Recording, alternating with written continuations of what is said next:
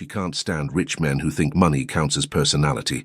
He is exactly that type, only with a flawless suit and a stare that can silence an entire room. Their first conversation wasn't a conversation at all. It was a public showdown, packed with nervous laughter and a comeback so sharp it went viral. And when his luxury brand starts taking hits, the PR solution is the most ridiculous one possible. You two need to show up together. What could possibly go wrong when two massive egos get turned into a script? The projector flickered twice before her first slide filled the screen. Violet Carter stood at the center of the stage, clicker in hand, 300 faces staring back at her. The annual Global Brands Conference, the biggest room she had ever commanded. Her heels were new and already punishing her, but she had picked them on purpose. Nothing says confidence like shoes that could double as weapons. She clicked to the next slide, a sleek bottle of Hawthorne Reserve, the most recognized luxury spirit brand in the country. Below it, one word in bold red letters, boring. A ripple moved through the audience, nervous laughter, a few gasps. This, Violet said, pointing at the bottle, is what happens when a brand falls in love with its own reflection. Hawthorne Reserve hasn't changed its messaging in 12 years. The same dark lighting, the same velvet backgrounds, the same man in a suit holding a glass like he's performing surgery. She paused. The world moved on. This brand didn't. She clicked again. A new campaign concept appeared. Bright, irreverent. Young people at a rooftop barbecue, laughing, the bottle sitting casually on a wooden table between paper plates and a half-eaten watermelon. People don't want to worship a brand anymore, she said. They want to belong to one. The applause came fast and warm. She felt it land in her chest like a drumbeat. And then a voice cut through. Fascinating theory. The room turned. Third row, center aisle. A man stood without hurrying. Tall. Dark suit that fit like it had been stitched onto him that morning. His jaw was sharp enough to make the overhead lighting work harder than it needed to.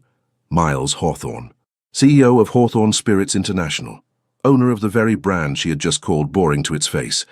Violet's fingers tightened around the clicker. You've spent 8 minutes explaining why my company should abandon the identity that made it a market leader, he said.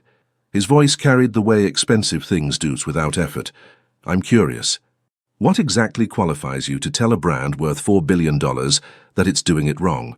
If this story is touching your heart, show your support. Leave a like, subscribe to the channel, and share it with your friends. Every action helps us keep bringing you new stories full of emotion. The room held its breath. Violet tilted her head. She could feel her pulse in her throat, but her mouth had never once waited for permission from her nerves. Experience, she said. I've repositioned 6 brands in the last 4 years. 3 of them were in worse shape than yours. She let that land. And honestly, your $4 billion brand is starting to look like a very expensive museum.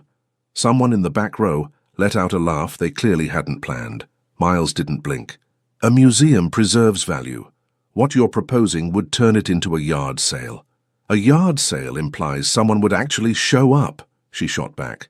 At the rate your engagement numbers are dropping, you'd be lucky to get foot traffic. The audience was no longer pretending to be neutral. Heads swiveled between them like a tennis match.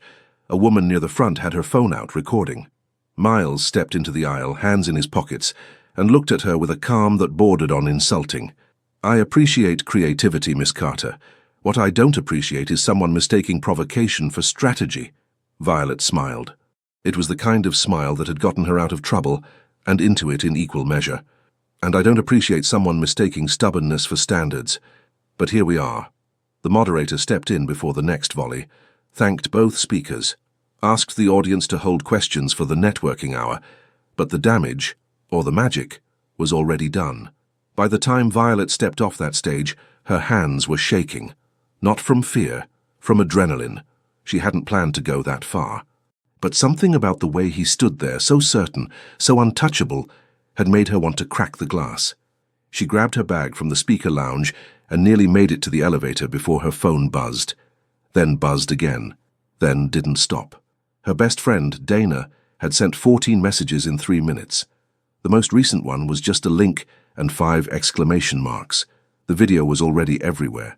Someone had captured the entire exchange in crisp, ruthless detail. By midnight, it had 2 million views. By morning, it was a headline.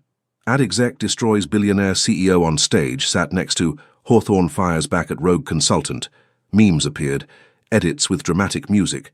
One version set the whole thing to a boxing commentary. Half the internet loved her. The other half thought she had been reckless and disrespectful. Miles Hawthorne did not post a response. He didn't need to. His silence said everything his PR team wanted it to. But in a penthouse across the city, he sat in the dark with a glass of his own whiskey and replayed the video one more time. Not because he was angry, because when she smiled at him from that stage, something behind his ribs had shifted, just slightly, like a drawer that had been stuck for years suddenly sliding open. He rubbed the back of his neck. He closed the video. He opened it again. 3 days after the conference, Violet's inbox looked like a crime scene. Interview requests. Think pieces. A podcast invitation titled The Woman Who Roasted a Billionaire. Her agency's phone hadn't stopped ringing, and her boss had gone from mildly amused to genuinely concerned about losing the Hawthorne account, an account they didn't even have yet, but had been courting for months. Violet sat in her cramped office with the door shut, scrolling through comments she knew she shouldn't be reading. Half of them called her brilliant. The other half called her things she wouldn't repeat to her dentist. Her phone rang. Dana. Have you seen the remix? Someone auto-tuned the whole fight. You sound incredible. Dana, I'm being dragged by half the internet. The boring half. The fun half made you a folk hero. Own it. Violet pressed her forehead to the desk. The wood smelled like old coffee and regret. That same morning, 12 blocks east, Miles Hawthorne sat across from his head of public relations. A woman named Patricia Yoon, who had once managed a political scandal so efficiently that the senator involved sent her flowers afterward. She did not look like she was in a flower-receiving mood. The brand sentiment index dropped 9 points since the video, Patricia said, sliding a tablet across the table. We're trending for all the wrong reasons. Investors are asking questions. Miles leaned back. Let them ask. The Frankfurt Group called this morning. They want reassurance that the image of the brand is stable before they finalize the expansion deal. That got his attention. His fingers stilled on the armrest. Patricia folded her hands. I have a proposal. You won't like it. I rarely do. We reframed the narrative. The argument wasn't a confrontation. It was a lover's quarrel. The two of you have been secretly dating. The tension got away from you in public, and now you're making it official. 30 days of joint appearances. Controlled, strategic, camera ready. The silence that followed was the kind that makes people check if their phone is on mute. Miles stared at her. You're suggesting I pretend to date the woman who publicly compared my company to a museum. I'm suggesting you turn a liability into a love story the internet already ships you to. Half the comments are begging for a sequel. Absolutely not. Across town, Violet was having a nearly identical reaction. Her boss, Richard, delivered the news in his glass-walled office while she stood with her arms crossed so tightly her knuckles turned white. They want me to what? It's a joint proposal from both PR teams, 30 days, public appearances, a few interviews, some social media posts. You smile, he smiles. The scandal becomes a romance. Everyone wins. Everyone except me. Richard leaned forward. Violet. They're offering a full rebranding contract. Your concept, your campaign, but only if you agree to the arrangement. She felt the trap close around her like a seatbelt she hadn't fastened herself. I'm not pretending to date some arrogant, overdressed, multi-million-dollar client. She shut her mouth, opened it again, shut it. For 2 days, both of them refused. Miles told Patricia the idea was beneath him. Violet told Richard she would rather eat her own portfolio. Dana, who had no stake in the matter whatsoever, called it the greatest plot twist in the history of marketing and started planning outfits. But the pressure didn't stop. The Frankfurt Group wanted answers. Violet's agency risked losing credibility. A competing firm leaked a statement calling Hawthorne Reserve a brand in crisis. A gossip site published a body language analysis of the conference video, claiming the tension was clearly romantic. It wasn't. But the internet had decided, and the internet doesn't take corrections well. On the 5th day, they met in a conference room that smelled like leather and printer ink. Neutral ground. Lawyers on both sides. Patricia at the head of the table with a 30-page document titled Partnership Framework for Public Narrative Alignment. Violet walked in first. She was wearing a dark blazer and a look that could curdle milk. Miles arrived 2 minutes later, buttoned up to the collar, his face a mask of professional tolerance. They sat across from each other. Neither spoke first. Patricia cleared her throat. The terms are straightforward. 30 days, 12 joint appearances minimum. Social media coordination, no public disagreements. At the end, you announce an amicable private decision to focus on your careers. Clean exit. Violet's eyes flicked to Miles. He was watching her with an expression she couldn't quite decode. Not hostile, not warm. Something careful, like a man reading the fine print on something he was about to sign anyway. She bit her lower lip without thinking. He noticed. "Fine," she said. 30 days. Not a minute more. Miles nodded once. Agreed. They signed the papers without looking at each other again, but as Violet walked out into the hallway, her heels sharp against the marble floor, she felt something she didn't expect. Not relief, not dread. Curiosity. And Miles, still sitting at the table with his pen resting between two fingers, rubbed the back of his neck and stared at the door she had just walked through for longer than any contract required. The first official outing was a restaurant in Midtown Manhattan, so exclusive it didn't have a sign on the door. Just a brass handle and a hostess who looked like she had never been surprised in her life. Violet arrived first. She had spent 40 minutes choosing an outfit that said, "I'm not trying," while very clearly trying. A fitted black top, tailored trousers, a thin gold necklace that sat right against her collarbone. She hated that she cared. Miles walked in 7 minutes late. Not fashionably late, strategically late, the kind designed to let the other person wonder. He sat across from her. His cologne arrived before his words did. Something warm and layered, the kind of scent that made you lean in before you realized you were doing it. She gripped the menu like a shield. "You're late," she said. "You noticed. Hard not to. The reservation was for 8. And yet the table waited." He unfolded his napkin with precision. "Unlike some things, good restaurants don't expire in 7 minutes. The waiter appeared, took their orders, and vanished with the instinct of a man who recognized a battlefield. They sat in silence. The candlelight threw soft shadows across his face, and Violet noticed, and against her will, that his eyes were darker than she remembered from the conference, not just brown, something deeper, like coffee left to cool. She looked away. "Ground rules," she said. "We're here to be seen, not to bond. We eat, we smile for the cameras outside, we go home.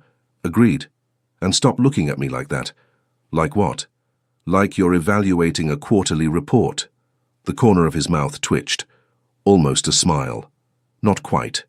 They ate mostly in silence, exchanging only the words the performance required. Through the window she could see a photographer across the street, long lens pointed at their table. "They're already here," she muttered. Miles didn't turn. "They've been here since I walked in." He said it like he was describing the weather, as if being watched was just another thing that happened to him, like rain. Something about that bothered her. Not the arrogance. She expected that. It was the flatness. The way he wore attention like a coat he couldn't take off. After dinner, they stepped into the cool night air. Flashes popped from across the street. Miles placed his hand on the small of her back to guide her toward the car. She flinched. Not from discomfort, from how warm his hand was through the fabric. "Relax," he said quietly. "We're being watched." "I know. That's the entire point of this disaster." He opened the car door. She climbed in and pulled it shut before he could close it. In the back seat, alone, she exhaled so hard her chest hurt. Her phone buzzed. "Dana. How was it? Did he smell good?" "I bet he smelled good." "I'm not answering that." "So, yes." Violet dropped her head against the leather seat. She could still feel the warmth of his hand on her back, like a print left on wet cement. The second outing was worse. Or better. She couldn't tell anymore. A dinner with investors. Formal. The kind of event where everyone spoke in money and laughed in percentages. Violet wore her armor, her sharpest humor, her quickest deflections, and held her own at a table full of men who looked at her like she was the entertainment. Then one of them asked where she had studied. Simple question. But it landed wrong. She hadn't gone to a fancy school. She had worked 2 jobs to pay for community college and clawed her way into advertising through talent, not connections. She started to answer, casual, rehearsed, but something slipped. A sentence about her mother working nights at a laundromat so Violet could afford textbooks. She hadn't meant to say it. The words fell out like a drawer pulled too far, spilling things she usually kept shut. The table went quiet. The kind of quiet that made her skin burn. She opened her mouth to laugh it off, to redirect, to do what she always did. Miles spoke first. She doesn't need to justify anything to this table. Low, steady, with a weight that silenced the room differently. Not embarrassment, authority. Talent doesn't come with a pedigree. No one argued. Violet didn't look at him. She couldn't. If she looked at him, something in her careful arrangement would collapse. After dinner, the photographers were worse. A wall of flashes and shouted questions. Someone pushed in with a microphone. Miles reached for her hand, not for show, not positioned for a camera angle. He took it, firm, sure, instinctive, and cut a path through the crowd to the car. Inside, she pulled her hand back, but slowly. "You didn't have to do that," she said. Her voice was quieter than she wanted. "I know." They rode in silence. His driver, a broad-shouldered man named Gerald with silver temples and kind eyes, glanced in the rearview mirror exactly once. He smiled to himself and said nothing. That night, alone in her apartment, Violet sat on her kitchen counter eating cereal from the box and replaying the moment he had said those words. She doesn't need to justify anything. She bit her lower lip. She hated that it mattered. She hated more that she wanted him to say it again, salt air and morning light. The photo shoot was on a private stretch of beach in the Hamptons, the kind of place designed by someone who had never actually been to a beach but had strong feelings about one. Miles stood near the water in a linen shirt rolled to the elbows. Violet wore a cream wrap top and loose trousers, her hair catching the wind in ways the hairstylist kept trying to control and failing. The photographer, a small man with enormous energy, kept shouting directions. "Closer, lean in, no, like you mean it. Like you'd be devastated if she left." Miles glanced at Violet. "He's very specific. He once made me pose holding a pineapple like it was a newborn. Don't expect logic." They stood side by side, shoulders nearly touching. The waves hissed and pulled behind them. Every time the photographer called for a new position, Miles's hand would find some part of her, her waist, her arm, the curve of her shoulder. Each touch was brief, professional, and each one sent a current through her skin she refused to name. During a break, while the crew adjusted lighting, Violet wandered toward the shoreline. The sand was cool and damp under her bare feet. She hadn't been to a beach in over a year. Her life was conference rooms and deadlines and takeout containers piled by the sink. Miles appeared beside her. She hadn't heard him approach. "You look different out here," he said. She raised an eyebrow. "A different how?" He seemed to search for the word. His hand drifted to the back of his neck. "Less armed." She almost laughed. "Almost." "That's not a compliment," she said. "It wasn't meant to be one. It's an observation." "Observing what, exactly?" He looked at her. Really looked. The way no one had looked at her in a long time. Not at her clothes or her posture or the version of herself she performed for the world. At her.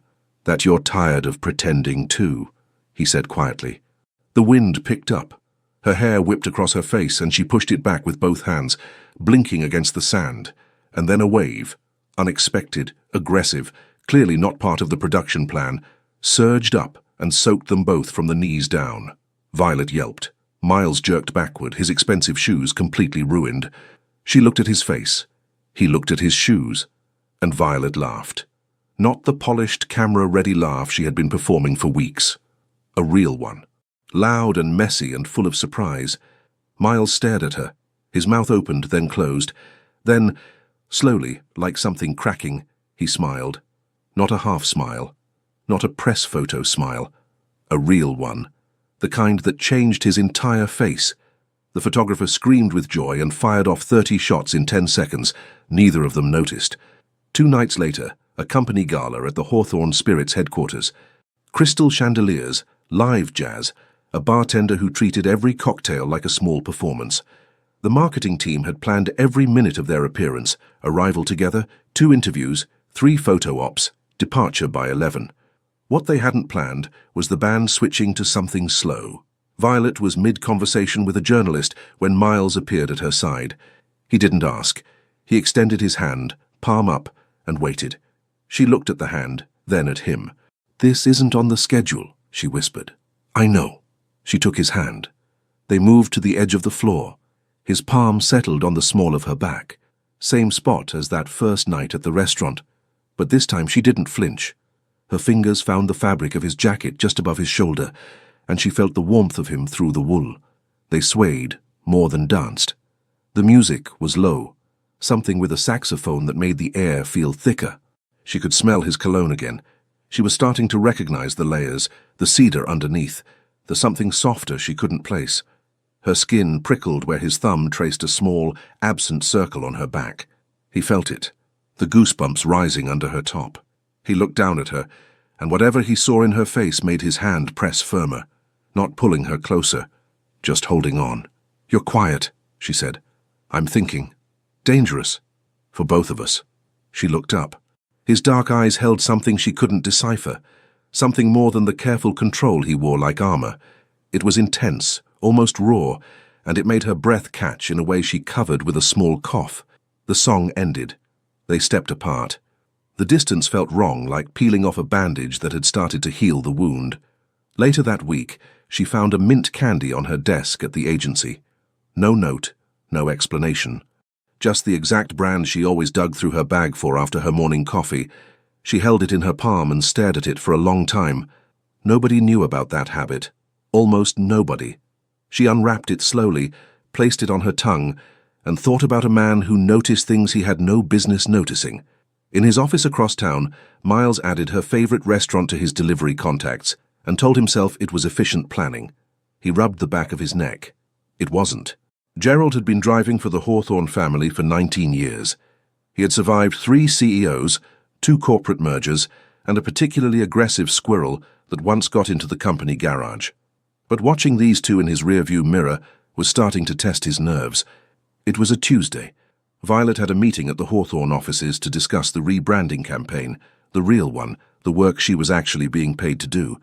Miles had sent a car. She hadn't asked for one. She hadn't refused it either, which Gerald noted with quiet satisfaction. She sat in the back seat scrolling through her phone, one foot tucked under her leg. She smelled like vanilla and something citrus. Gerald liked her. She tipped well and never treated him like furniture. "Gerald," she said without looking up, "does he always send cars for people? Or am I getting special treatment?" Gerald glanced in the mirror. "He doesn't send cars for anyone, ma'am." She looked up. He kept his eyes on the road and said nothing else. At the office, Marcus Webb, Miles's right-hand man and the only person in the building allowed to disagree with the boss, was waiting in the lobby. Slim, impeccably dressed, with the kind of face that gave nothing away until it gave everything away at once. "Miss Carter, conference room B, he's already inside." "Of course he is. Probably been there since dawn, staring at spreadsheets." Marcus almost smiled. 6:30, actually." She walked past him. Marcus watched her go, then pulled out his phone and texted one word to Gerald. "Confirmed." Gerald texted back a smiley face. Neither of them would have admitted it, but a quiet conspiracy had begun. Marcus noticed it first. The way Miles mentioned her name in meetings where it had no business being mentioned. The way he asked, carefully casual, if the scheduling team had confirmed her availability. The way his jaw tightened every time someone on the PR team referred to her as the asset. Marcus had been waiting years for this. He had watched Miles date women who looked right, spoke right, and bored him within a month. This was different. This woman made his boss lose the thread of his own sentences, so Marcus did what any loyal employee and secret romantic would do. He started quietly removing the exit clauses from the contract. Nothing illegal. Just a few inconvenient delays in paperwork. Meanwhile, across town, Violet's older sister, Helen, was making her feelings known.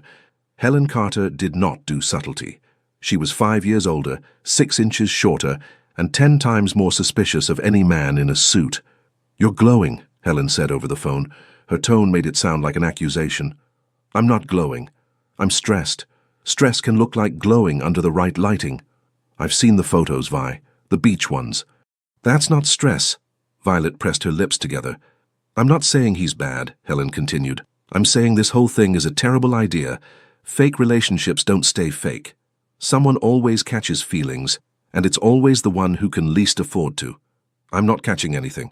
You used to say that about colds, and then you'd be in bed for a week." 3 days later came the live interview. A morning show. Bright lights, cheerful hosts, 200 audience members primed with free coffee and talking points about New York's favorite power couple. Miles sat beside her on the couch, one arm stretched behind her. Not touching, just present. His posture said relaxed. His thumb, tapping silently against the cushion behind her shoulder, said otherwise. The host asked how they had gone from adversaries to partners. Slowly, Miles said, and against her will. The audience laughed. Violet rolled her eyes, but there was warmth in it. He's exaggerating. It was mutual suspicion, not hostility. She called my brand a museum on live television. And it worked. Your stock went up 11% after the redesign started. You're welcome. The host leaned in, delighted. So the spark was always there. Neither of them answered right away. The pause was a half-second too long. Then Violet noticed it, a loose thread on the shoulder of his jacket. Dark, barely visible against the navy fabric. Her hand moved before her brain could intervene. She reached over, pinched the thread between her fingernails and pulled it away. It was nothing. The kind of thing you do for someone you've known for years. They both froze. The cameras caught everything. The gentle reach, the way his breath stopped, the way her fingers lingered on the fabric before pulling back, the way she looked at her own hand afterward, like it had acted without permission. The host practically vibrated. The audience went silent, then erupted. In the car afterward, neither spoke for 6 blocks. Gerald drove. He smiled. Violet stared out the window and pressed her fingertips together, still feeling the wool of his jacket. She bit her lower lip and hoped no one could see the flush climbing her neck. Miles sat very still, his hand resting on his thigh, his thumb tracing the exact spot where the thread had been. He could still feel the ghost of her touch on his shoulder, light as a moth landing. He rubbed the back of his neck. Gerald turned up the radio, just enough to give them privacy to say nothing.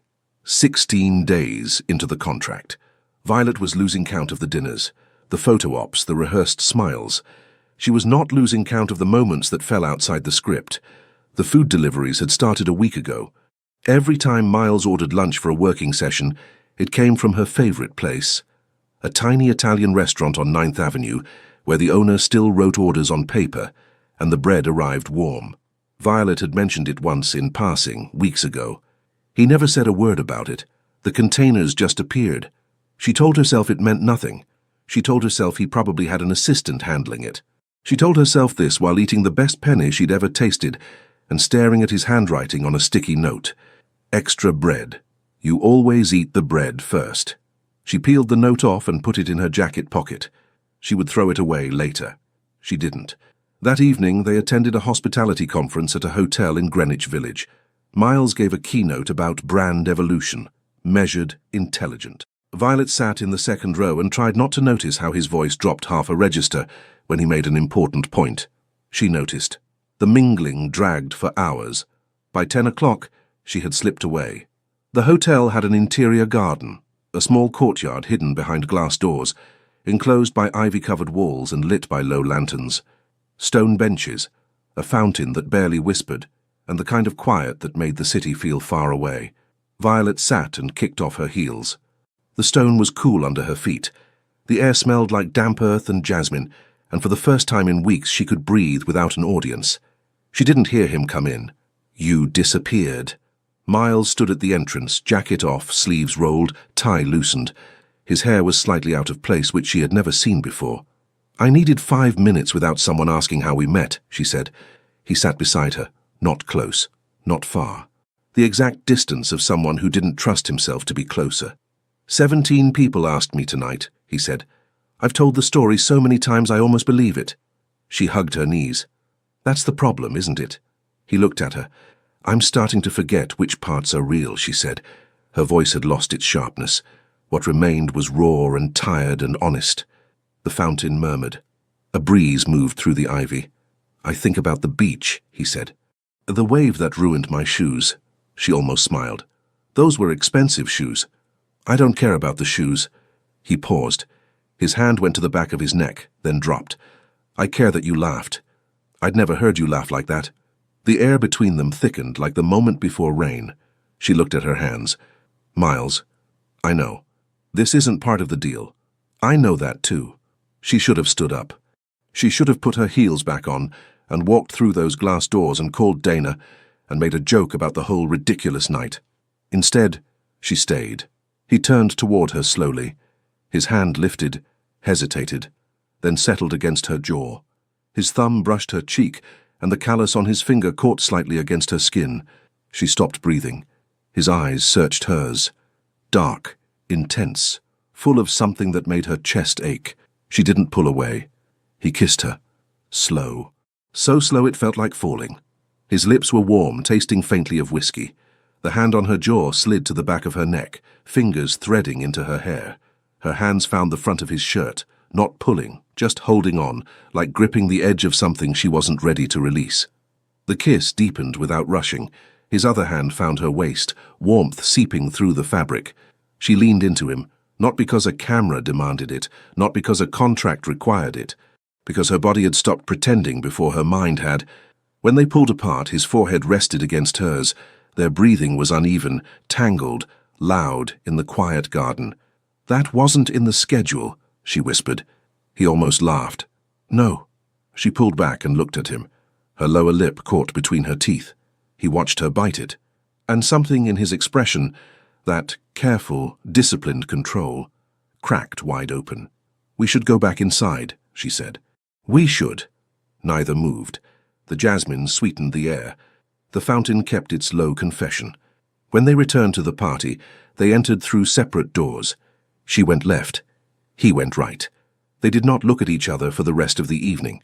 But in the car afterward, Violet pressed her fingers to her lips and felt the shape of a kiss that had nothing to do with pretending. And in a penthouse that suddenly felt too large, Miles stood at his window and knew, with the certainty of a man who builds empires, that he was in serious trouble. Neither of them mentioned the kiss. 3 days passed, then 4. They attended a product launch together, posed for photos, answered questions with the practiced ease of two people who had rehearsed their stories so many times the seams had become invisible. But something had shifted beneath the surface, like tectonic plates moving in silence. They stopped touching casually, no hand on the small of her back, no brush of fingers during a toast. The contact they had performed effortlessly for cameras now felt dangerous, loaded with a voltage they couldn't control. Violet threw herself into the rebranding campaign. She worked late, filling whiteboards, running focus groups, refining the pitch that would define Hawthorne Reserve's next decade. The work was good. The work was safe. The work didn't make her pulse jump when it walked into a room. Miles buried himself in quarterly projections. He cancelled 2 social engagements and told Patricia the schedule was too packed. Patricia, who had never seen him cancel anything, exchanged a look with Marcus that said everything words couldn't. But avoidance has a shelf life. On a Wednesday afternoon, Violet arrived at the Hawthorne offices for a campaign review. The conference room was full. Designers, marketing analysts, Patricia with her tablet, Marcus in his usual corner chair. Miles sat at the head of the table, reading through printed layouts. She took the seat farthest from him. He didn't look up, but his grip on the page tightened at the sound of her chair. The meeting lasted an hour. Professional, efficient. Violet presented 3 campaign directions, fielded questions, defended her choices with the sharpness that had made her reputation. Miles asked pointed questions and approved 2 of the 3 concepts with minimal debate. Not once did they look directly at each other. Marcus noticed. Of course, Marcus noticed. After the room emptied, he lingered by the door, watching Miles stare at the same page he'd been holding for 4 minutes. "The 3rd concept was strong," Marcus said. "You should have approved it. It needs refinement. It was the best one, and you know it. You rejected it because she presented it last and you were trying to leave before she looked at you."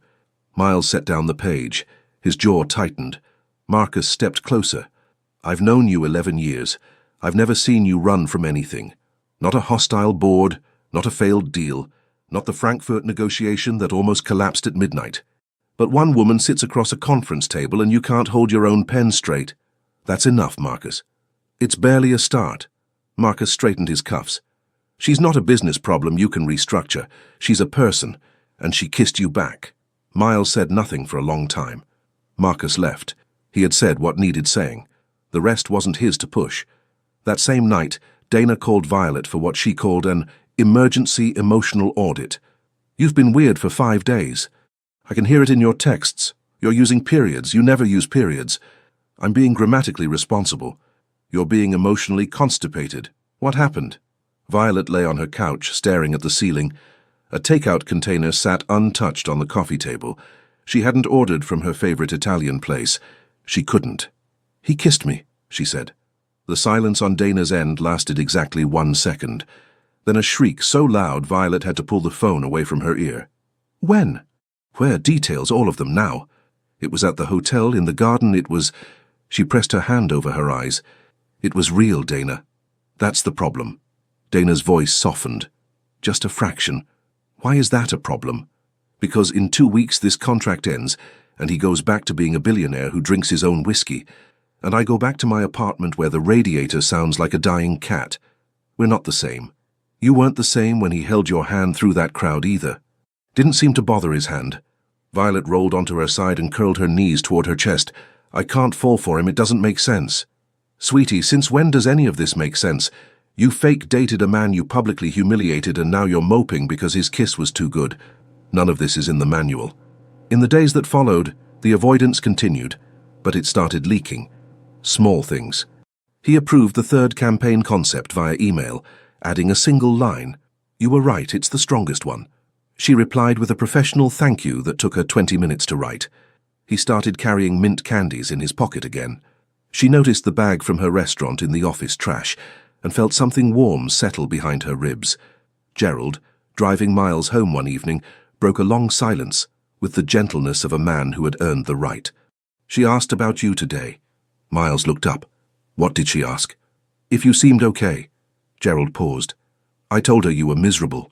Gerald. You asked what she said. I told you what I said. Both things are true. Miles leaned his head against the window. The city blurred past and lights, noise, 10 million people going somewhere with purpose. He felt like the only one standing still. He rubbed the back of his neck.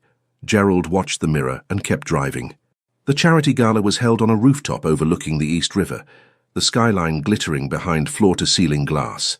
500 guests. Live orchestra. Champagne that cost more per glass than Violet's first month of rent. She wore a deep emerald dress that caught the light when she moved. Helen had helped pick it out, reluctantly because Helen still thought this arrangement was a mistake, but enthusiastically enough to spend 3 hours in fitting rooms. Miles was already there when she arrived. Dark suit, no tie, the top button of his shirt undone. He turned when the energy in the room shifted. People moved differently when Violet Carter walked in. She didn't know it. He did. Their eyes met across the floor. Something in his chest dropped like an elevator missing a cable. For the first 2 hours they followed the script, separately. Together, only when required. A shared table during dinner, where they discussed auction items with the careful politeness of people defusing a bomb. Then the orchestra shifted. Something slow with strings that made the air feel heavy. Miles found her by the windows, looking out at the river. The city threw gold reflections across the water. She held a glass of champagne she hadn't sipped. You're hiding again, he said. I'm appreciating the view. The view is behind you.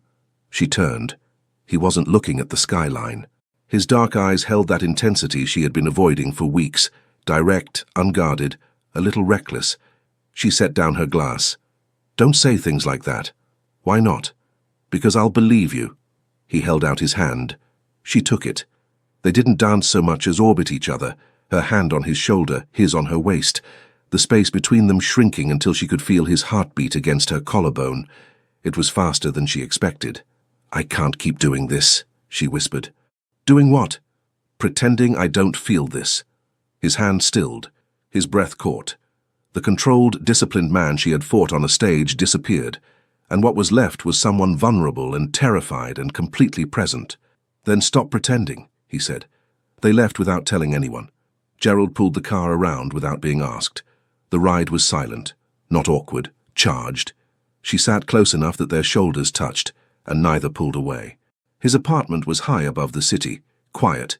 She stood in the middle of his living room and felt the weight of what was happening. He stood across from her, close, but not touching. I'm nervous, she said. She never admitted things like that. He stepped forward. His knuckles brushed her cheek, gentle, barely there, then stopped. His eyes searched her face, asking without words. She pulled him by his collar. The kiss was different from the garden. Deeper, more certain. His hands found her waist and pulled her against him, warmth radiating through every layer between them. Her fingers slid into his hair, and he made a sound low in his throat that sent heat down her spine. He pulled back just enough to look at her. His thumb traced her lower lip. His eyes were dark and open, stripped of every defense he had ever built. Are you sure? His voice was rough. She nodded. Then, because nodding wasn't enough, she kissed him again. What followed was slow and tender and inevitable. He held her like she was precious and irreplaceable, every touch carrying the weight of weeks of wanting. His lips moved across her collarbone, her shoulder, the curve of her neck. Each kiss a quiet confession. Her hands traced the planes of his back, and she felt his breath shudder against her skin. He whispered her name once, just once, and the way he said it made her eyes sting. She pulled him closer, and the sound of her breathing became the only language that mattered. No performance, no script, just two people choosing each other in the most honest way two people can. Their eyes met in the middle of it, and what she saw in his gaze was something she had never seen from anyone, a devotion so raw it didn't need words. He held her face between his hands and kissed her forehead, her eyelids, the corner of her mouth, as if memorizing her. Afterward, she lay against his chest, listening to his heartbeat slow. His fingers traced lazy patterns on her shoulder. The city hummed far below, muffled by glass and height and the stillness they had built. She fell asleep first, gradually, the way a candle goes out, not all at once but in slow surrender. Miles didn't sleep. He lay still, one arm around her. Her hair spread across the pillow, dark against white cotton. He could feel the warmth of her breathing against his skin, steady and trusting in a way that undid him completely. He had run a company since 28. He had negotiated deals that shaped markets. He had stood before boards and investors and never felt out of his depth. This was different. This woman had walked into his life like a storm he hadn't seen coming. And somewhere between the arguments and the silence, the staged photographs and the unstaged moments, she had become the thing he was most afraid of losing. He pressed his lips to her hair. For the first time, Miles Hawthorne understood that control was not the same as strength. The morning after the gala, Violet woke to the smell of fresh coffee and sunlight pressing through unfamiliar curtains. She reached across the bed, empty, but warm. She found him in the kitchen, barefoot, grey t-shirt, pouring coffee with surgical concentration. His hair was messy. He looked younger, like someone she could have met in a bookstore instead of a boardroom. He looked up. Something crossed his face she would remember for a long time. Not surprise, not relief. Recognition. As if she had always been there and he was only now admitting it. "I don't know how you take your coffee," he said. "Black. 1 sugar. That's how I make mine." "I know. I watched you at 3 different events." He almost dropped the spoon. They ate toast on his kitchen counter because the dining table seated 12 and felt absurd for 2 people in bare feet. She stole his orange juice. He pretended to mind. Their knees touched and neither moved. But the world doesn't wait for people to be ready. By noon, Violet was back at her apartment, still carrying the warmth of the morning like something fragile. She showered, changed, sat at her desk to review campaign files. Her phone lit up at 2:17, then again. Then it didn't stop. She opened the first link Dana sent. The headline hit like ice water. Hawthorne's secret, CEO spotted with ex while dating ad executive.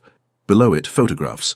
Miles and a woman, tall, blonde, striking, wrapped around each other in a restaurant booth, his arm around her shoulders, her face against his neck. The images were intimate, unmistakable, and dated just 10 days ago.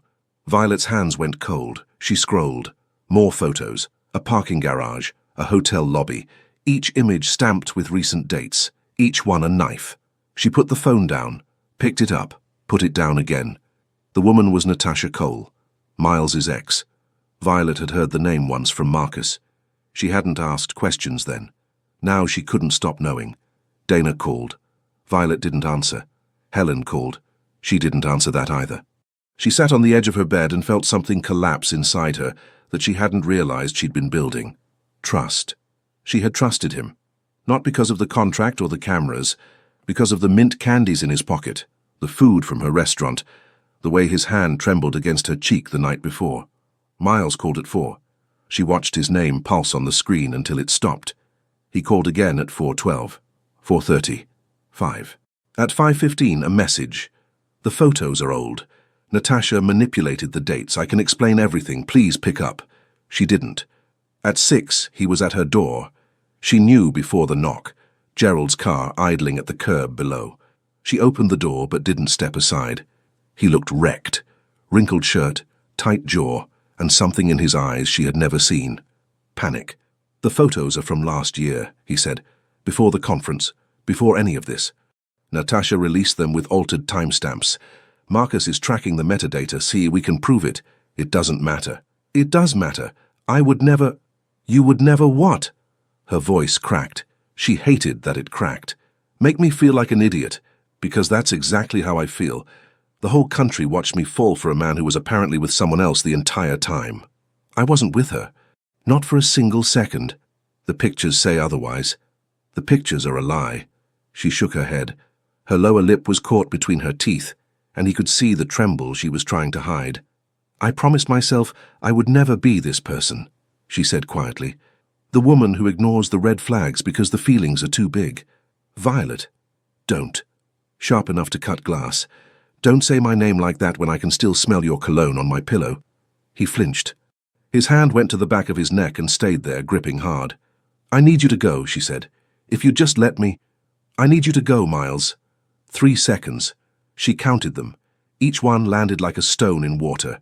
He stepped back, nodded once, walked to the elevator without looking back, because if he looked back he would not be able to leave, and she had asked him to leave. Violet closed the door, locked it, slid down until she was sitting on the floor. She pressed her hands over her face and breathed. In the car, Gerald watched Miles climb in and say nothing. The man's hands were steady, but his eyes were not. Gerald started the engine. 19 years of knowing when to speak and when to drive. He drove. Violet silenced her phone on a Thursday and didn't turn it back on until Monday.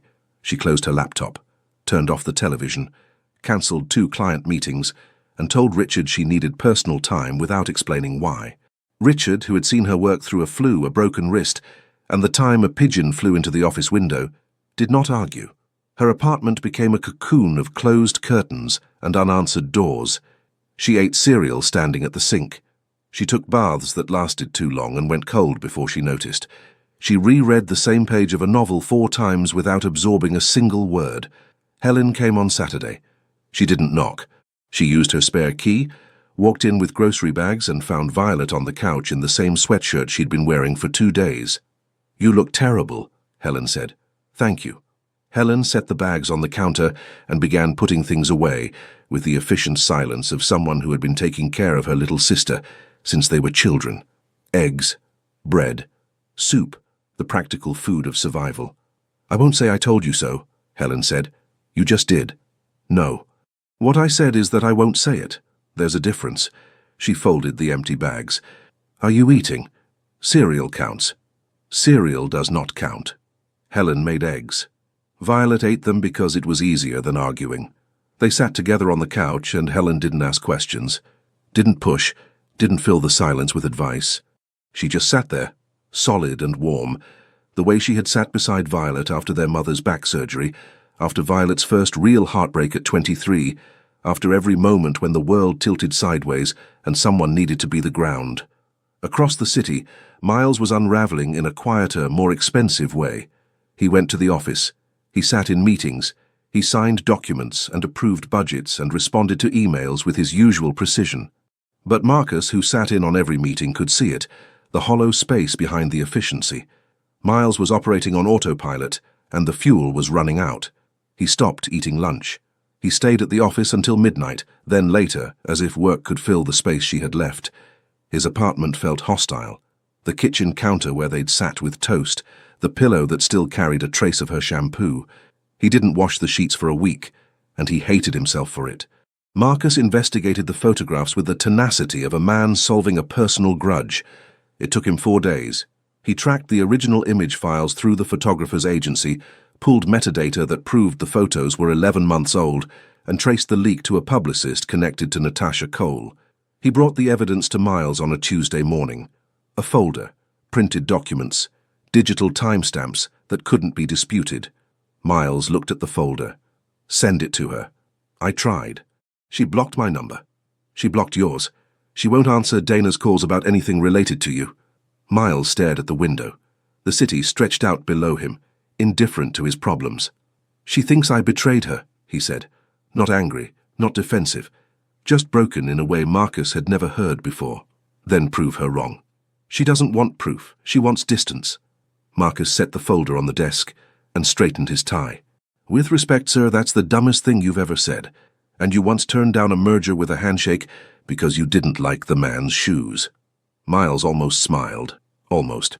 Gerald, who heard everything that happened in the back seat and the front seat and occasionally through the partition that no one remembered to close, was less diplomatic. On a Wednesday evening, parked outside the office, he turned to Marcus, who had walked him to the car to discuss the schedule. "He's not sleeping," Gerald said. "Sits in the back seat staring at his phone like it owes him money. Hasn't played music in the car once since she left. You know what that means. It means he's miserable. It means he's an idiot."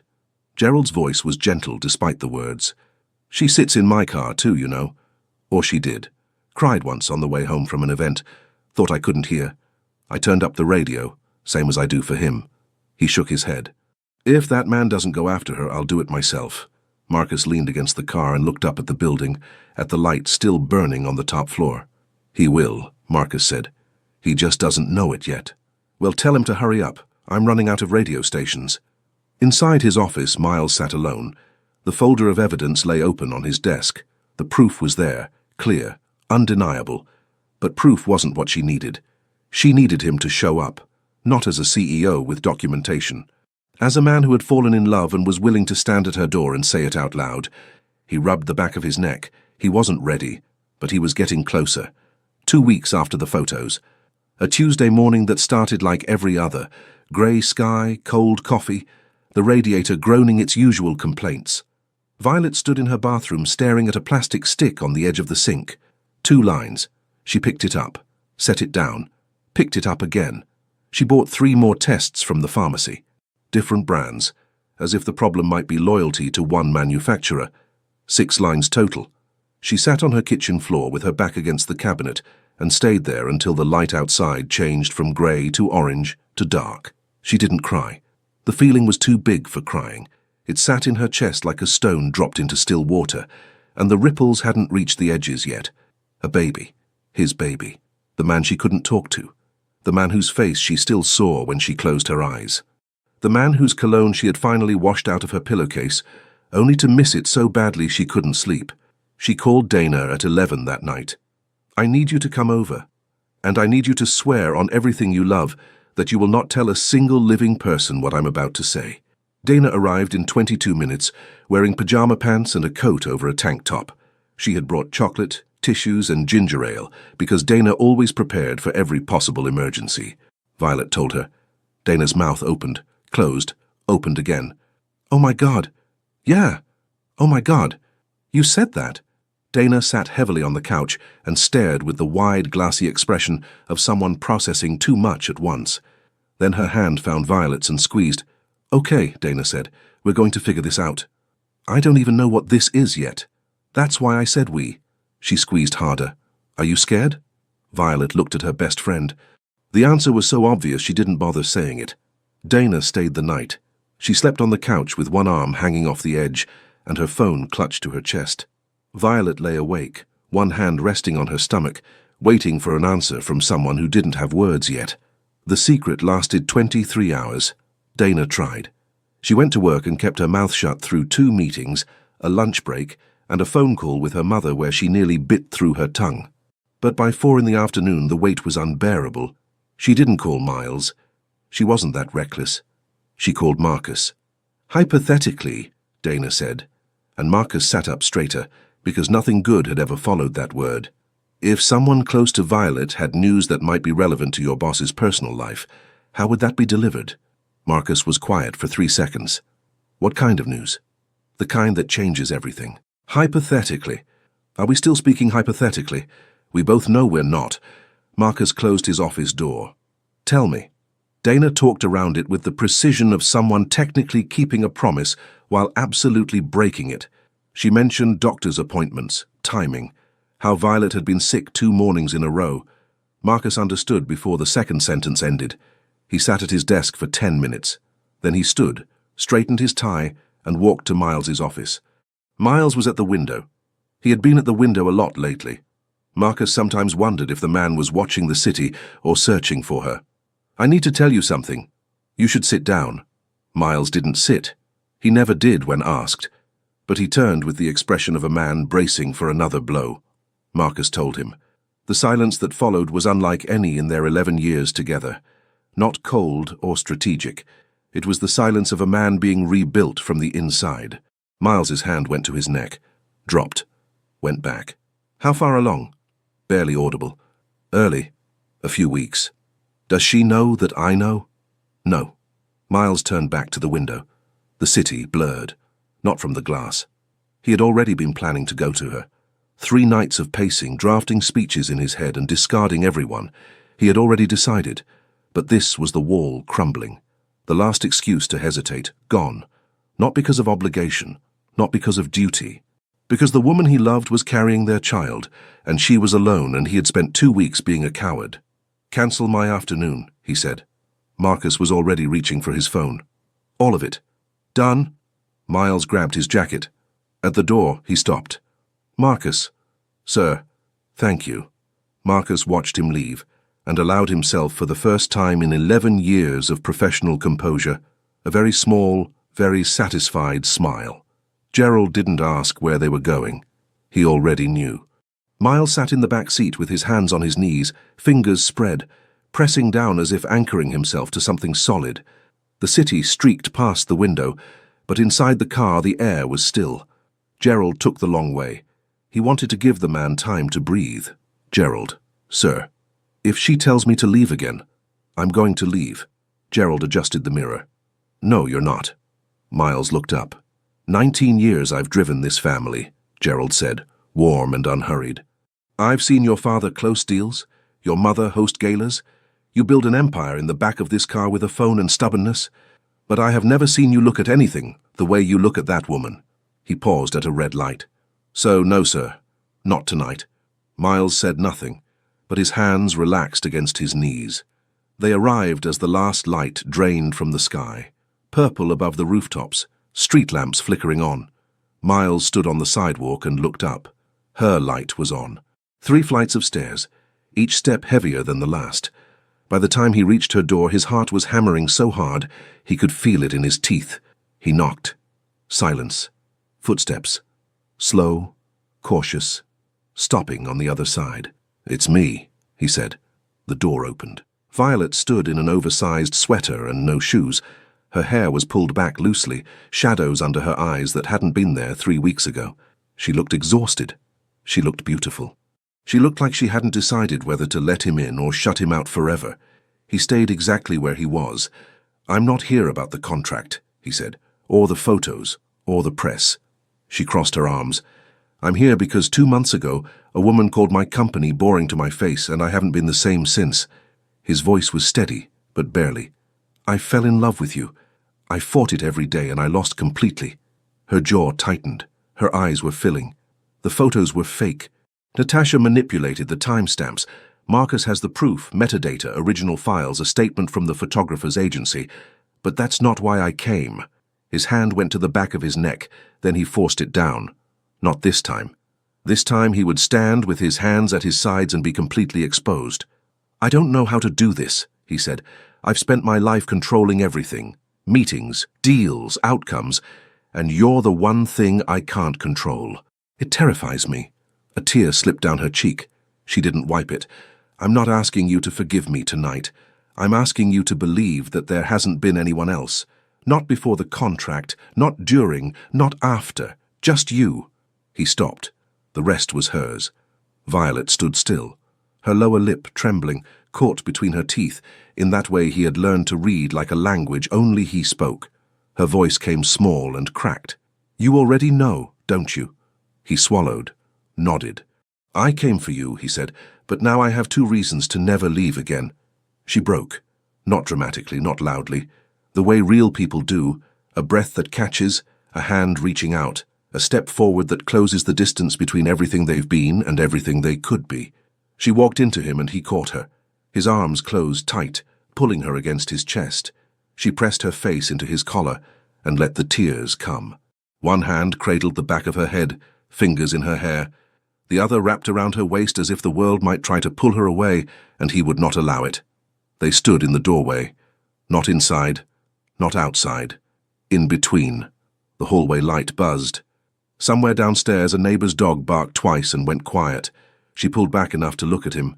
Her eyes were red and full of something that made his chest ache in the best possible way. "I'm scared," she whispered. "So am I." "You don't get scared." He pressed his forehead to hers. "I've been scared every day since you walked off that stage." She laughed, wet and broken and real. He kissed her forehead, her temple, the salt-streaked curve of her cheek. When he finally kissed her mouth, it tasted like tears and mint and the beginning of something no contract could contain. Down on the street, Gerald sat with the engine off and the window cracked. The evening air smelled like rain.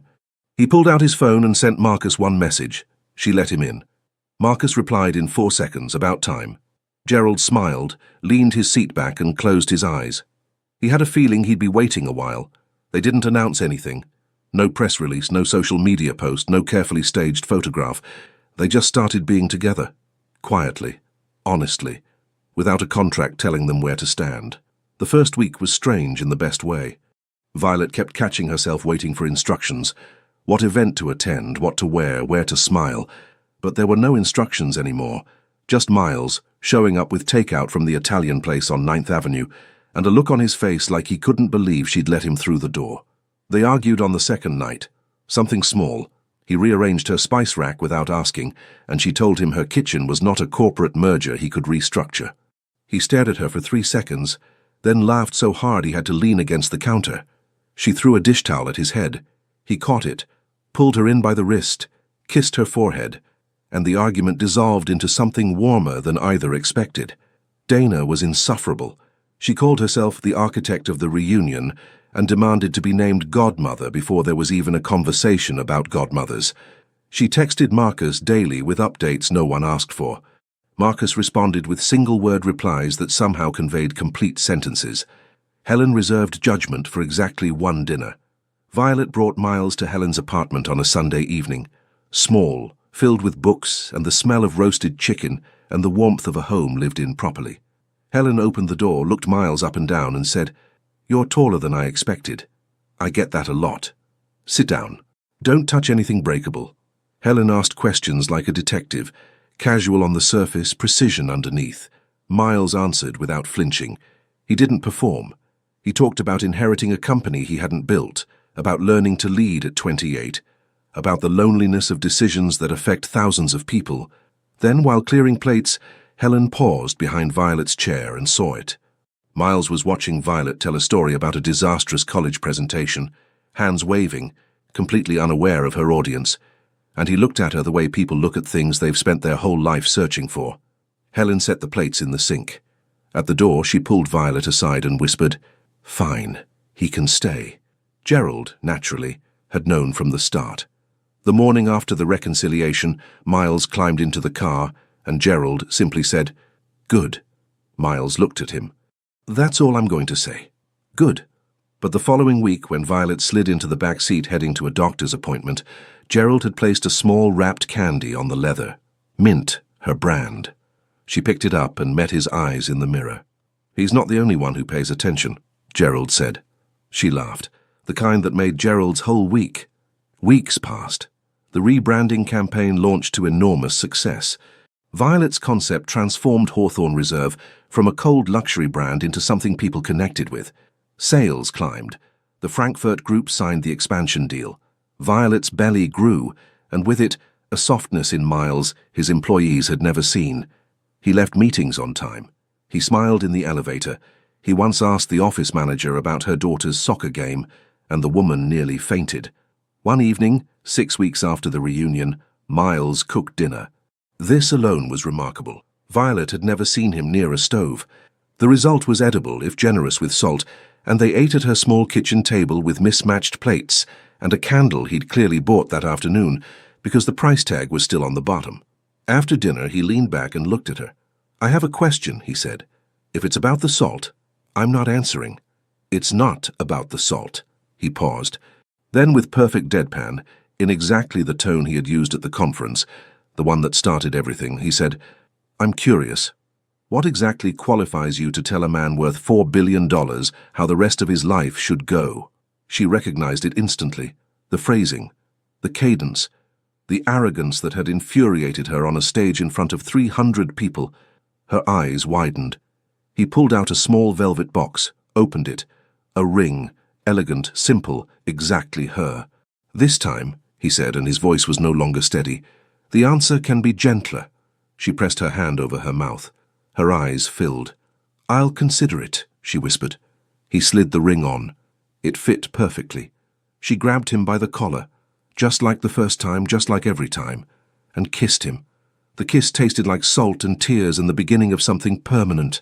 When she pulled back, she was laughing and crying, both at once. "You rehearsed that," she said, "for 3 weeks. It was perfect." He rubbed the back of his neck. "I know." She hit his shoulder. He caught her hand and held it. The candle flickered between them, price tag and all. The wedding was small, which surprised everyone who knew Miles Hawthorne, and absolutely no one who knew Violet Carter.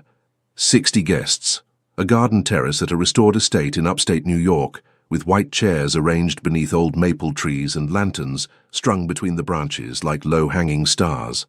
The air smelled like cut grass and late summer roses, and a string quartet played something soft that drifted across the lawn like a secret being told. Violet walked herself halfway down the aisle. Then Helen stepped in from the front row, took her arm, and walked the rest with her. It hadn't been planned.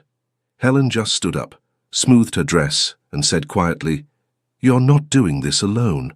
Violet squeezed her sister's arm so hard, her fingers ached. Miles stood at the end of the aisle in a dark suit. No tie, top button undone, exactly the way he'd looked the night everything changed. His hands were steady. His eyes were not. When she reached him, he took her hands. His thumb traced a circle on her wrist, and she felt her pulse jump against it. "You look terrified," she whispered. "I'm not terrified. Your neck says otherwise." His hand twitched toward it. He stopped himself. She grinned. The ceremony was brief and honest. No poems. No elaborate vows written on scented paper. They spoke plainly, the way they had always spoken to each other, with sharp edges and warm centers, and the kind of truth that only comes from people who stopped pretending a long time ago. When the officiant said the words, Miles kissed her before the sentence was finished. The guests laughed. Dana sobbed openly from the second row. Marcus, seated beside her, offered a handkerchief without looking at her, which only made her cry harder. Gerald sat in the last row with his hands folded and his eyes bright.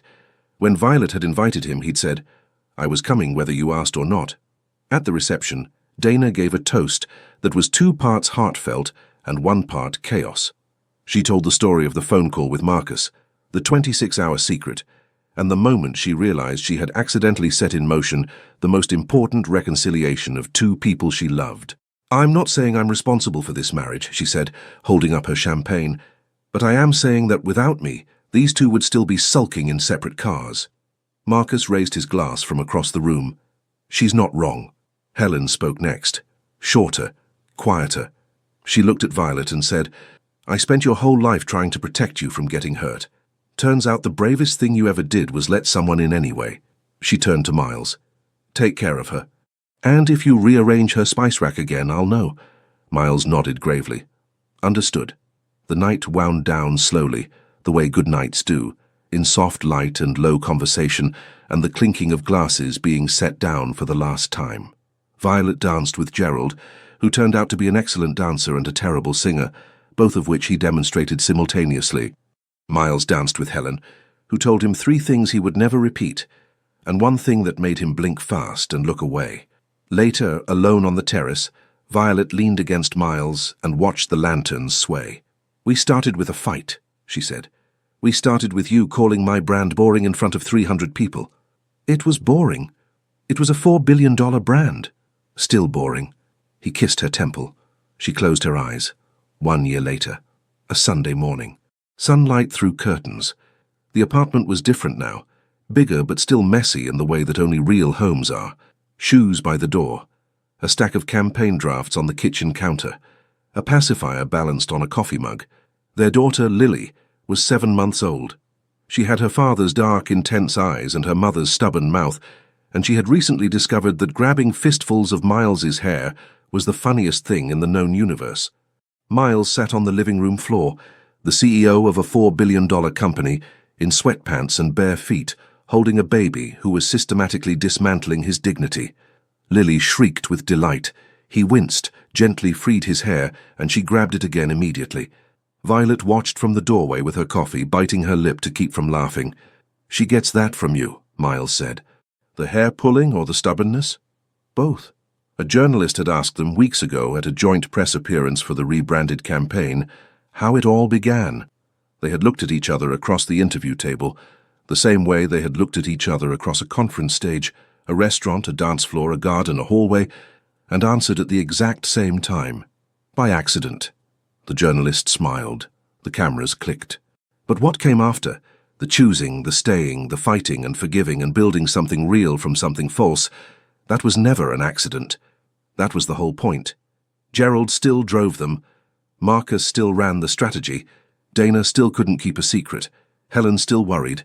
And every morning, without fail, there was a mint candy waiting on the kitchen counter. Some things don't need a contract. End of narrative. Leave your comment and share this story with someone special. It truly helps us keep bringing new stories to you. And if you want to follow every chapter of this emotional journey, subscribe to the channel and turn on the notification bell. Your support makes all the difference.